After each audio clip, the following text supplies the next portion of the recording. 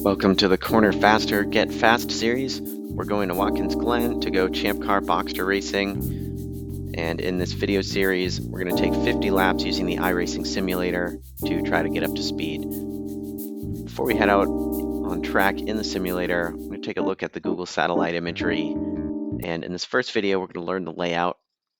So we've got turn 1, which is a 90-degree right-hander, and the track falls away and starts to go downhill at turn 1, making it a little bit trickier than a typical 90-degree right-hander.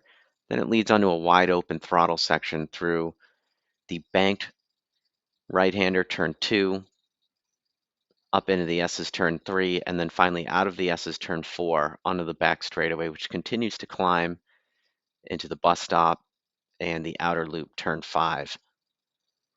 Now we start to head downhill, and it gets very steep into turn 6 before flattening out into the laces of the boot.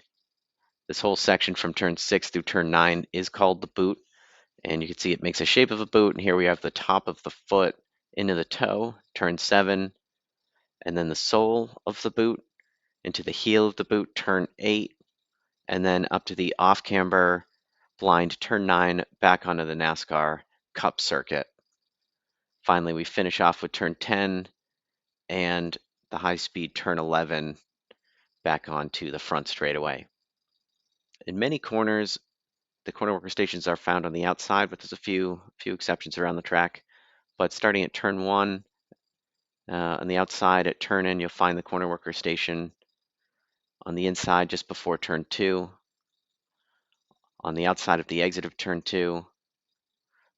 On the outside of turn 3. And the inside of the exit of turn 4.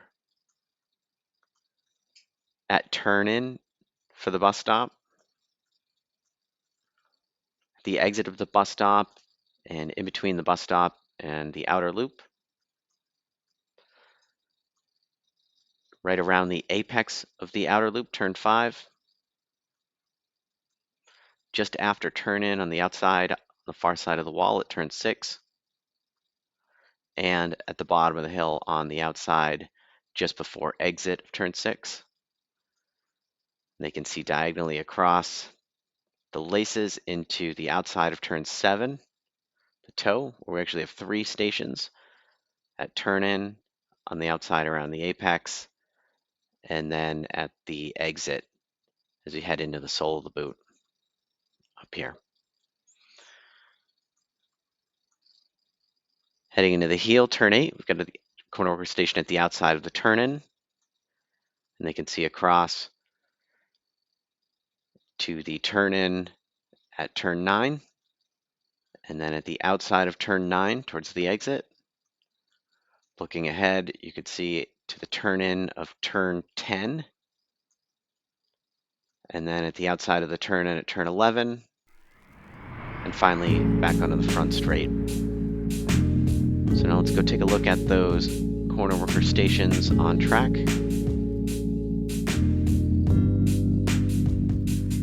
Coming into turn 1, get the first corner worker station on the left. Turn 2 on the inside. Turn 2 on the outside. Turn 3 on the outside. Turn 4 on the inside.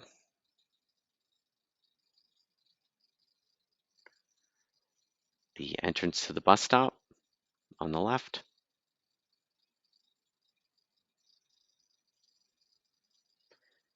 Get in between the bus stop and turn 5 on the right.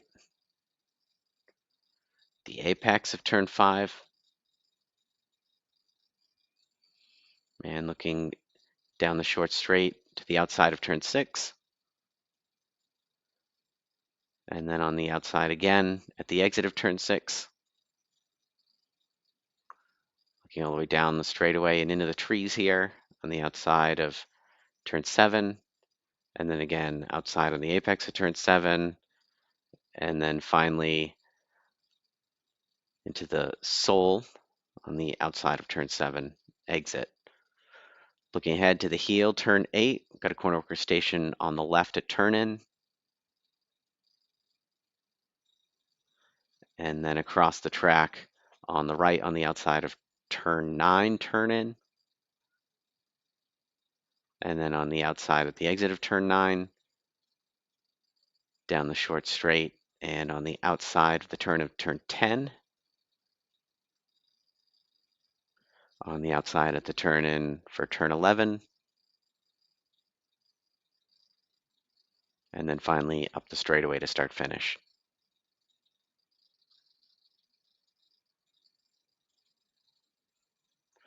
There's also caution lights around the track, which may or may not be used, but really should be trusting the human beings in the corner worker stations themselves, and the caution lights are sort of a bonus indicator of the race status and condition.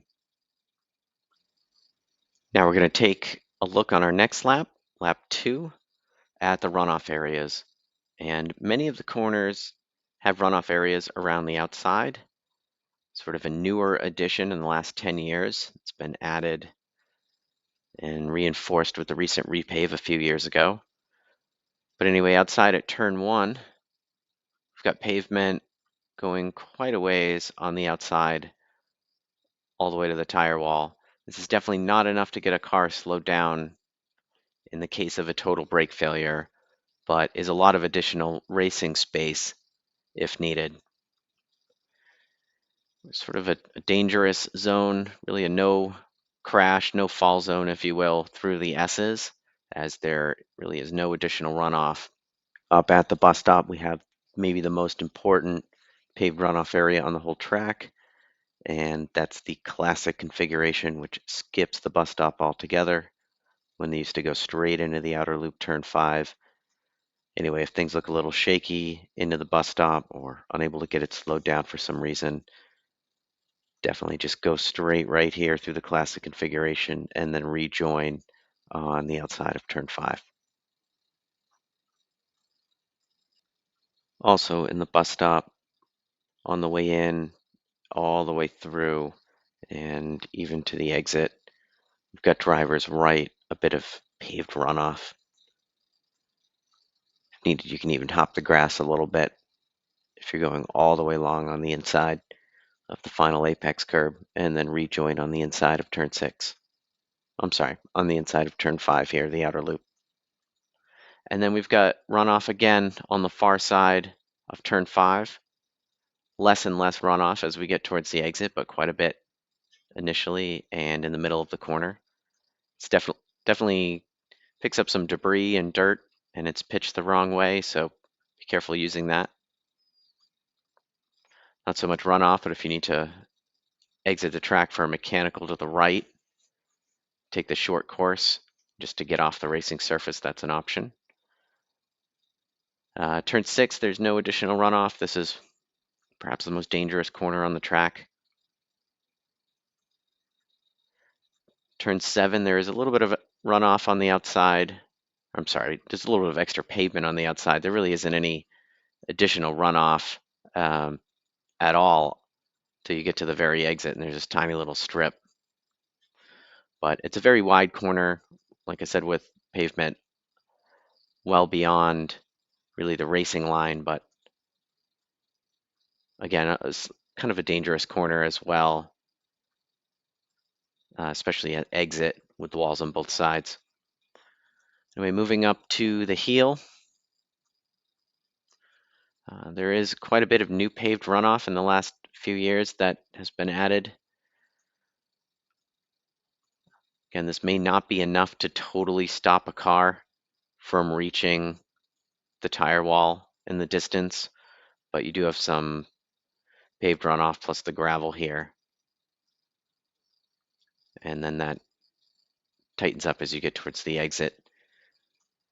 This is pretty much totally out of sight because of the way turn 9 goes uphill and is blind and off camber, but over here you've got a lot of additional pavement and then can rejoin the track from the outside if needed on the outside of turn 9.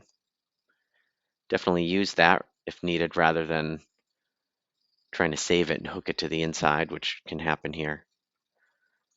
Similarly, turn 10, go long if there's an issue. There's a lot of additional runoff out here, which is meant for the NASCARs and really the short course configuration. We're coming in a lot hotter in a turn 10, so sort of a luxury to have all this additional space here for turn 10.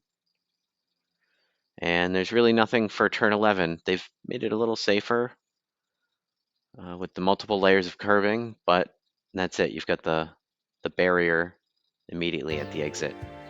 Let's go take a look at that now in the simulator, driving through each of the additional runoff areas. Here we are at the outside of turn 1. You can see there's a lot of extra space, although, again, that's not enough to get the car stopped. Moving up into the S's, you can see there really isn't any runoff. I mean, you could pull over there, but that's not exactly a runoff area. I really wouldn't pull over there anyway. This is a high-speed, dangerous blind spot. Coming up to the bus stop, we do have the runoff on driver's right. So instead of spinning to the inside and hitting the wall to the left, we can always head to the outside, regain control of the car, and bring it back on the track. We've got quite a bit of runoff on the outside of turn 5, the outer loop.